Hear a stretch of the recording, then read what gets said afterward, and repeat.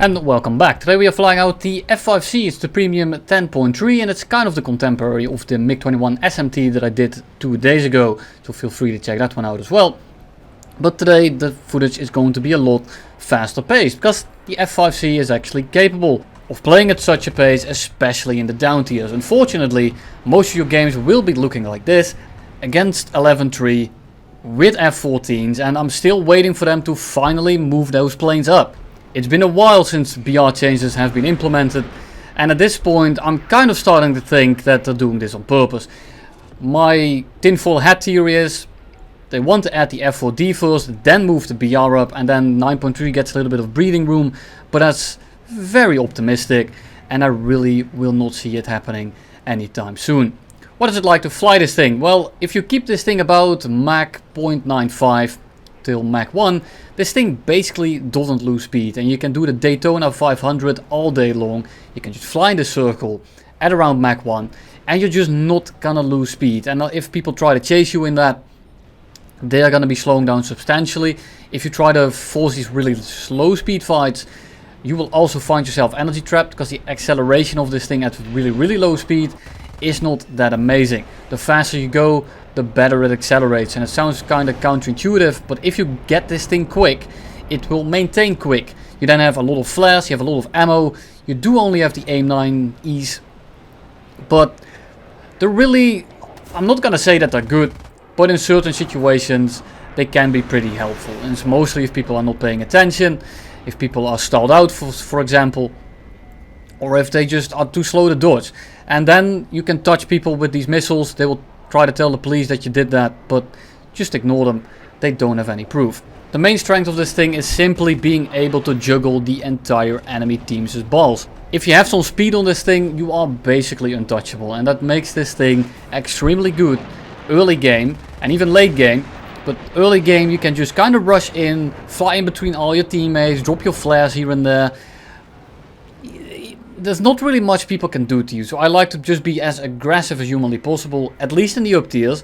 When you face a 9.3, 9.7, those kind of planes, it becomes a lot easier, but you'll see that soon enough here. So I see an F4F below us, and the first thing I'm going to do is instantly drop on this 6 and actually cut my throttle because I want this guy out of the match right here and now. If an opportunity like that arises in this thing, I will take it any day of the week. If there's a plane that I cannot catch and I see him going relatively slow below me, I know I can kill him, I will dump all my speed to kill him right there, as long as that it's clear. Right now, there's no one really within that 5 kilometer distance mark. In top tier, that distance diminishes very quickly, I know. But this thing is very slippery, and as long as you have a little bit of room, I can get a little bit of that speed back, and 9 out of 10 times you are going to be completely fine. Isn't to say though that at the 11.3 this thing isn't very amazing. What is amazing however is all the patrons that are supporting me. You will be on the screen as per usual. Thank you all very much for sticking around. The issue in top tier, in up tiers, with this thing is you are not fast enough. You don't have enough reach with your missiles. They're only AIM-9Es. No radar missiles. And all in all this thing is just extremely limited. And then you get down tier and this thing becomes an absolute menace.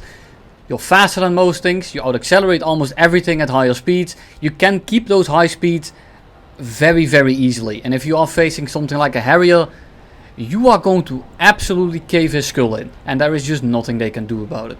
You have like 60 flares, they pop by 1, so you can press that button all day long. The heat signature isn't that strong to begin with. So even though you don't really have a way to touch people with missiles, unless it's people like that, they also don't really have the means to touch you with a missile. So it kind of works both ways, and if you are gonna have a gunfight, you will outgun most of your enemies. GSH 23, while it does a little bit more damage, it's a lot harder to use, and this platform is extremely stable. It's extremely easy to put your guns on people and make sure that they die. Now here we have a J35A on our 6. This guy is extremely obnoxious to fight. The thing is, well, there is no real thing is, that's the thing. You can keep fast, and he is not going to hit you with his missiles. They're only AIM-9Bs, or at least the counterpart of it. And he has Aidens, or Defas, or Akins, the 30 mils, that are pretty slow, but he doesn't even have tracers. So what I like to do is simply stay in front of him, and play guessing game. I'm gonna keep my speed. And I'm gonna go left and right. Keep this guy dragged all the way across the map. And kind of get him impatient. Make it so that this guy wants to full send for me. That he wants to kill us as quickly as he can. And after a while, I notice he's getting pretty close. I'm not really getting rid of him. And I can do this a little bit more aggressively to make him lose a little bit more speed. But I'm just like, nah. I'm just gonna let him get a little bit closer. Pretend we run away. And then as he's really reeling us in, we're gonna start dumping speed. And there we go. We are dumping speed at a pretty significant rate here. There we go. And he's gonna end up overshooting because he's going way too fast. So we drop back in and we gun him out of the air. This thing in dogfights is extremely dangerous. And even when you get up tier, you can hang with a lot of enemies. Just be careful that you don't energy trap yourself so you get third party. And here I'm diving in. There's a MiG-21 and F1 as well as an F4F around. And I didn't really want to take that fight then and there because there's too many people around, and then the situation kind of stabilizes and I can start looking around. So I have an F-14 around and I thought he was going to help me. Instead he's just going to fuck off to Narnia and just fly away.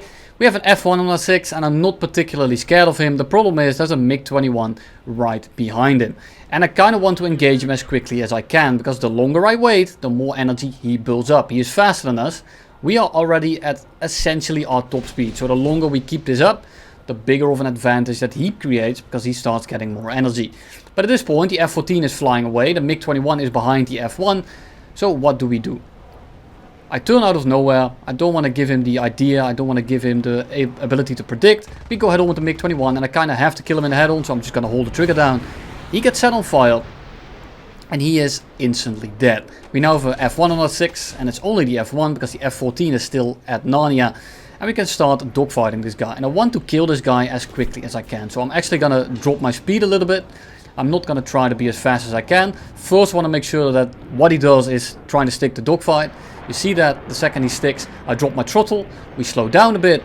And he whiffed the shot. But no big deal because he is not going anywhere. He might go to Narnia, but not today. In the background, the F-14 gets killed by the F-4EJ. The EJ then comes in and we reverse him with an absolutely amazing shot. I only used 2 rounds. Unfortunately, it didn't record. What a bummer, right?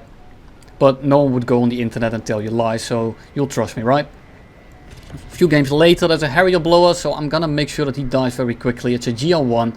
And the last thing I want is that GL1 to ejaculate all the SRAMs over the place and kill 4 of my teammates if they happen to not have flares. So I'm kind of hard pressed to kill this guy as quickly as I can. Right now he's isolated, right now he's not going to be doing much. But in the partial down tier, the Harrier GL1 can be extremely dangerous just because he can click people out of the air with relative ease. I'm going to shoot my AIM-9E at him because he doesn't have flares and he might not actually be able to dodge it. We go head on with the Jaguar that's coming in to help the Harrier.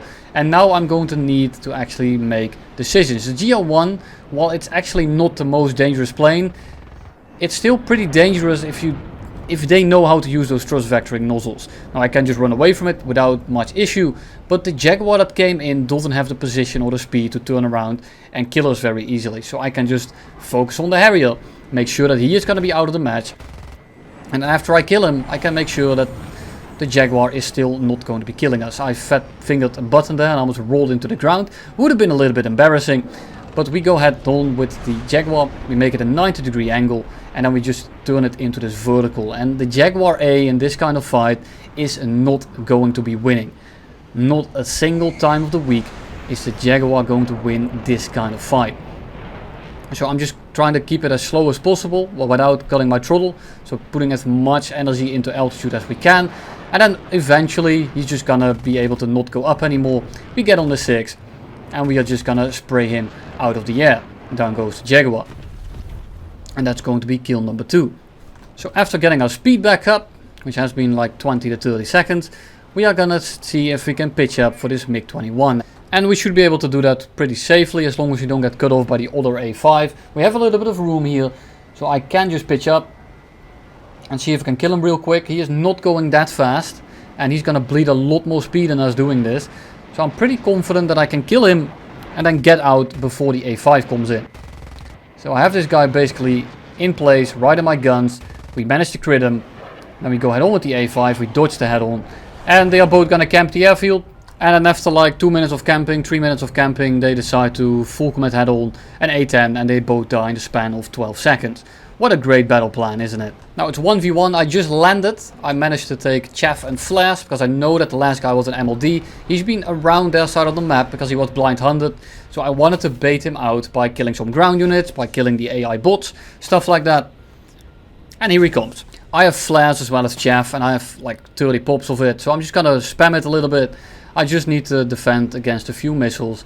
The radar missile probably wouldn't track in that aspect anyway, but better safe than sorry, right? You never know with this game. So I go up and I'm gonna be a lot slower than him, which means is that I'm gonna cut inside of his loop. So I'm gonna continue going vertical like this because it's going to give me a lot of position. Look at this, he's overshooting very, very quickly.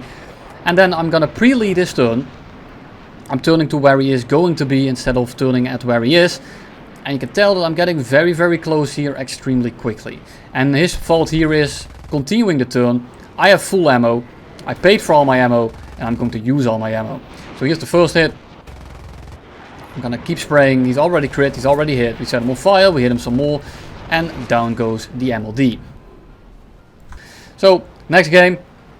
We start diving on the MiG-27. And he already has quite a few guys on him. But I'm able to cut him off. I'm able to get pretty close to a 6, and I notice that he's flying straight for the bombing target. So I'm just going to hold the trigger down, and down goes the MiG-27. And this game is going to be a little bit more sketchy than usual. So we start turning in. There's 3 guys on a 6. The Su-22 isn't really an issue. The F-5 is probably the F-5E. But I'm not able to tell at this very moment. But I do need to know, because I need to know if those missiles are good. And I want to know if he turns better or has more acceleration. I fight them quite in a different way. It's an F5E, we close the gap, the thing pops up, and then we know Su-22 in front of us is going to be ignored. Well, he's not going to be ignored by the F4J, and he just slams him out of the air real quick. And now we have a MiG-23 on our 6, an F5 that's kind of flying away. So for now I'm somewhat isolated, and I'm going to take this opportunity to dogfight the MiG-23, if not set him up for my teammates. So I want to make sure that we do not do any weird stuff. We just try to kill this guy as quickly as we can. I think he flew through that, or I missed it very narrowly, I don't know. Here comes the F4EJ, and at this point I'm just starting to react to everything that's going on. Mirage comes in from the background as well. I think at this point, well, if I kill this MiG-23 and I am able to accelerate away for a little bit, then I should be completely okay. Then someone else pops up, and 2 other guys, and another 2, and now there is 4 come again. It's going to look less and less ideal by the second. Su-22 coming head on, might as well take the head on. There we go, he is crit, he is not going to do very well with that. MiG-27, we start dodging him, and yeah, I have only so many eyes. Look at this team, it's completely gone.